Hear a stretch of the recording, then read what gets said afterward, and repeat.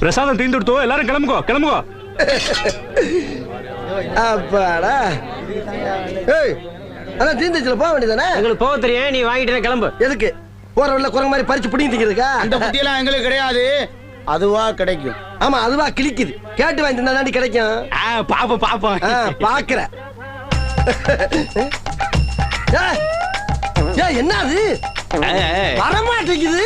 எப்படி வரும்? நாங்க சொல்லல. அதுவா கிடைக்கும்னு. அதான் இது எடுத்து தின்னுங்கள. எங்களை விட்டு சாப்பிட நினைச்சிடல.